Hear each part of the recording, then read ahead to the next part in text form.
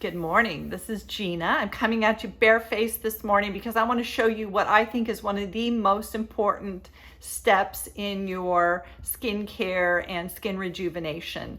I'm going to show you how to do my 3-minute detoxifying facial cleansing.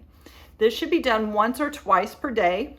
The reason why we want to do that is because stagnation in the skin leads to breakouts, leads to clogged pores, and also leads to droopiness in the neck, the V-line, and we want to reestablish that V-line. We want to have really clean, clear, glowing skin. When you're doing your 3-minute detox cleanse, be sure to choose gentle cleansers. This isn't the time to bring out a scrub. It's not the time to be using your acne wash with benzoyl peroxide. This is when you want to choose out your favorite sulfate-free cleansers. I have 3 or 4 that I keep at my house all the time, and I'm rotating between them just because this cleansing process needs to feel good. It needs to be fun. It's so vital and so important.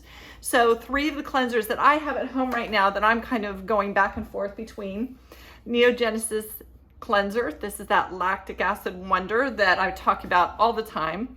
This is a little lesser known cleanser, but it's super important to me. It's always in my bathroom, and it's an organic cleanser. It's from Nelly DeVos. It's her Biotense Foaming Gel. I love it. It's just rich and yummy. And then I have also, when I'm really wanting that kind of sensual experience and something that smells just delicious and invigorating, I'm going to choose out Rhonda Allison's Pumpkin Cleanser. This is also a lactic acid. Lactic acid is that hydrating acid, so it'll do a little exfoliation, but it's also going to drive moisture into the skin. So choose out some cleansers. Always choose cleansers that you really enjoy using, and then rotate through them to keep your cleansing routine really fresh. And you'll enjoy doing this 3-minute of cleansing every day. So stay tuned. Here we go. Let's do it.